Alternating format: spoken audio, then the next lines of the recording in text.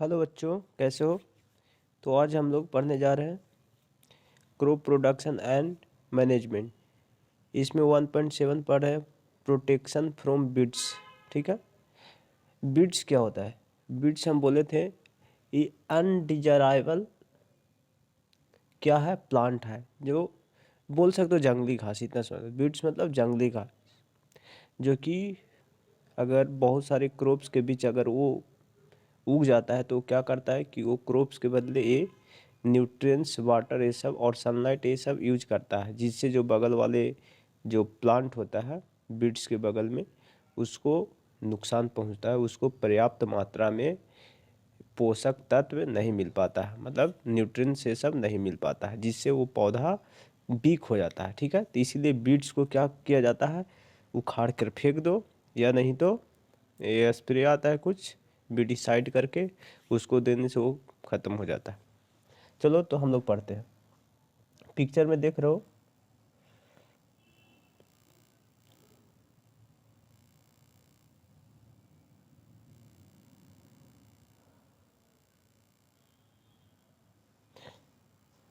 बूझो and Paheli went to a nearby wheat field and saw that there were some other plants in field growing along with wheat plant। बोल रहा है कि बूझो and पहेली अपने आसपास के बीट फील्ड में गए, गेहूं के खेत में गए, और देखा कि there some other plant in the field. उसमें देखा कि बीट के खेत में, क्या गेहूं का खेत में, उसने देखा कि अदर प्लांट्स ग्रो कर रहा है। ठीक है ना। Growing along with the wheat plant, वो बीट प्लांट के साथ क्या कर रहा था, ग्रो कर रहा था। ठीक है।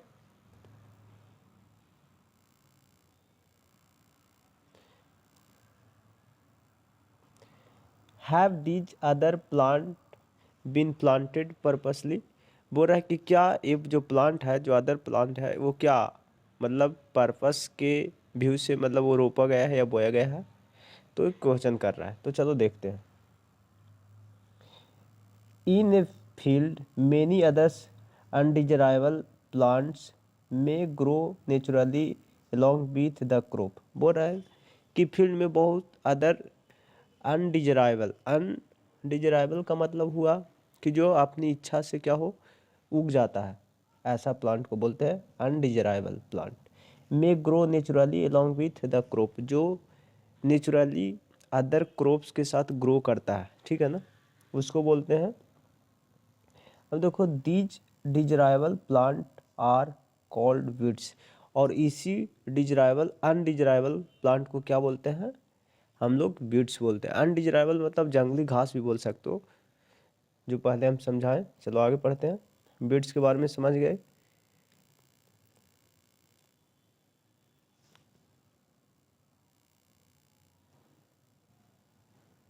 चलो, the removal of weeds is called weeding. जो बीड्स का क्या होता है, रिमूवल होता है, जब बीड्स को हटाते हैं उसको क्या बोलते हैं, बीडिंग बोलते हैं।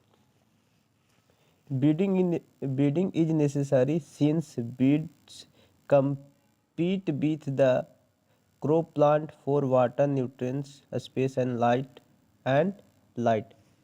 इसका मतलब क्या बोल रहा है कि बीडिंग बहुत ज़रूरी है, क्योंकि जो beads compete with the crop plant, बोल रहा है कि जो बीड्स होता है क्रॉप प्लांट के साथ क्या होता है, वो भी जब उसका उग जाता है, तो जो क्रॉप्स को water, nutrients, space and sunlight जो मिलना चाहिए था, वो इसके वजह से क्या होता है, उतना नहीं मिल पाता जितना मिलना चाहिए। बीड्स की वजह से उतना नहीं मिल पाता है। कहता दस, इसलिए they affect the growth of crop. इसलिए वो क्या करता है, वो क्रॉप का ग्रोथ को अफेक्ट करता है, प्रभावित करता है। ठीक है ना, weeds. Some weeds interfere even in harvesting and may be poisonous for animal and human beings. बोल रहा है कि कुछ बीड्स, जो कुछ बीड्स होते हैं जो हार्वेस्टिंग, जब हार्वेस्टिंग होता है, हार्वेस्टिंग मतलब जब वो क्रॉप काटता है और उसका हार्वेस्टिंग होता है, तो हो सकता है कि पॉइजनस हो एनिमल के लिए या ह्यूमन बींग के लिए, क्योंकि ये हम लोग क्रॉप उसका यूज करते हैं। चलो आगे देखते हैं।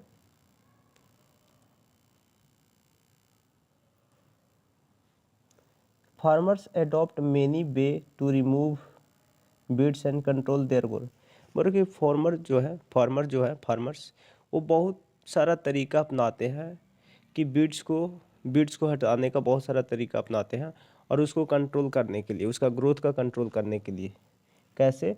तो tilling before sowing of crops help in uprooting and killing of weeds. बोल रहे हैं कि बीज को बोने से पहले वो क्या करते हैं? टिलिंग करते हैं। टिलिंग मतलब हल चलाना, ठीक है ना, हल चला देते हैं ताकि एक क्रॉप को हेल्प कर सके। और uproot and killing of weeds, और जो वीड्स होता है उसको क्या करो? उखाड़ देता है। ये कौन? टिलिंग उखाड़ देता है। और उखाड़ने के बाद क्या होता है? वो सूख जाता है, तो मर जाता है वीड्स, ऐसे बोल सकते हो। वीड्स में देन ड्राई अप, और वो क्या हो जाता है? वो ड्राई हो सकता है and gate mix with the soil, और फिर उसके बाद ड्राई होकर क्या हो जाएगा? वो सोयल के साथ मिक्स हो जाएगा, और मिक्स होकर ये क्या हो जाएगा? जो पहले जो बीड्स में न्यूट्रिएंट्स था अब वो सोयल में मिल जाएगा, और फिर वो क्रॉप्स ले लेगा उसको। The best time for the removal of beads is before they produce flowers and seeds. बोल रहा है कि जो बेस्ट तरीका है, जो बेस्ट टाइम है बीड्स का रिमूवल का, बीड्स को हटाने का, तो बीड्स को कब हटाना चाहिए?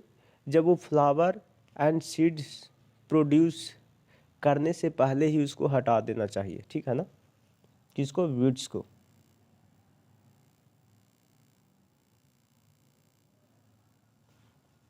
बीड्स को, ठीक है। The manual removal includes physical removal of weeds by uprooting और cutting them close to the ground. बोल रहा है कि या तो कैसे इसको काटना चाहिए? जो ग्राउंड होता है, ग्राउंड के क्लोज से बीड्स को काट देना चाहिए, ठीक है। इससे भी क्या होता है कि ज़्यादा क्रॉप्स को नुकसान नहीं पहुंचता है। जब बड़ा हो जब काट दो। कहता है फ्रॉम टाइम टू टाइम मतलब कि जब बड़ा हो जब काट दो, जब भी ज़रूरत पड़े, time to time. This is done with the help of एक खुरपी। बोल रहा ना कि और ये डन किया जाता है खुरपी की हेल्प से। खुरपी क्या होता है? एक कुछ ऐसा होता है, ऐसे यहाँ पे पकड़ने वाला रहता है, और इससे क्या, खुरपी जैसा, इससे क्या किया जाता है? उसको कबाड़ दिया जाता है। यहाँ पे ब्लेड जैसा कुछ धार रहता है, उसको कबाड़ देते हैं। चलो आगे पढ़ते हैं। एसिड ड्रिल या फिर एक seed drill is also use to uproot weeds, ठीक है ना। या सीड ड्रिल जो बताया थे कि उसमें ब्लेड लगा हुआ रहता है, वो भी क्या करता है? सीड को अप्रूट करता है, कबाड़ देता है, ठीक है ना। उसको यूज करके कबाड़ सकते हैं। Weeds are also control by using certain chemicals called weedicides. बोल रहा है कि बीड्स को हम लोग कंट्रोल कर सकते हैं केमिकल का यूज करके, जिसको हम लोग क्या बोलते हैं? बीडिसाइड बोलते हैं। ओके,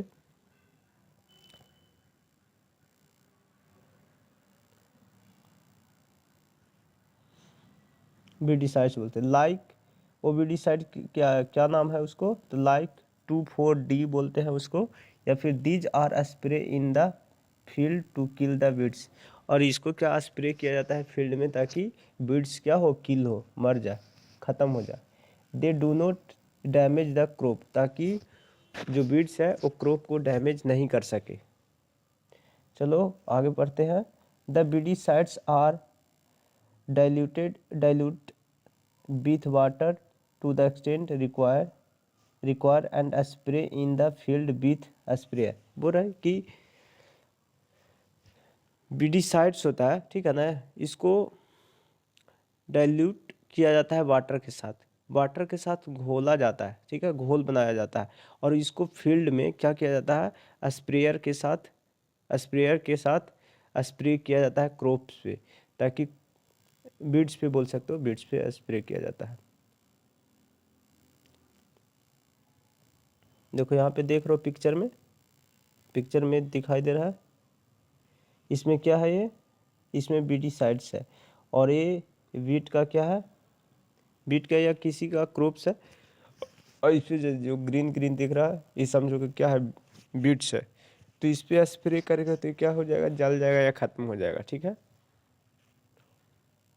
चलो आगे पढ़ो।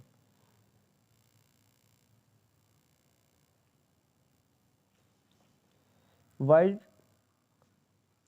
Do weedicides have any effect on the person handling the weedicides sprayer? बोल रहा है कि क्या weedicides है, ठीक है, कोई इफेक्ट डालता है पर्सन पे जो हैंडल कर रहा होता है weedicides स्प्रेयर का? तो एकदम डालेगा, इफेक्ट तो डालेगा ही। अब देखो क्या डालता है, हम लोग पढ़ते हैं।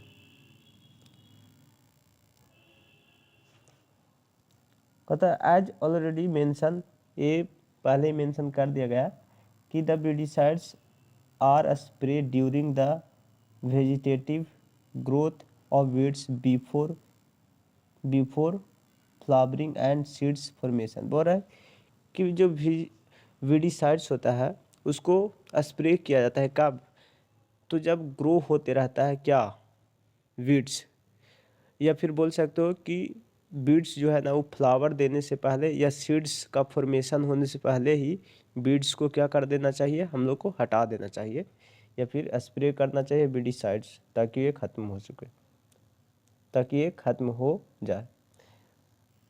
स्प्रेइंग ऑफ बीडिसाइड्स में affect the health of farmer. बोल रहा है कि जो स्प्रेइंग है, बीडिसाइड का जो स्प्रेइंग करते हैं हम लोग, छिड़काव करते हैं, वो हो सकता है कि जो फार्मर्स है उसका हेल्थ पे अफेक्ट, मतलब प्रभाव पड़े।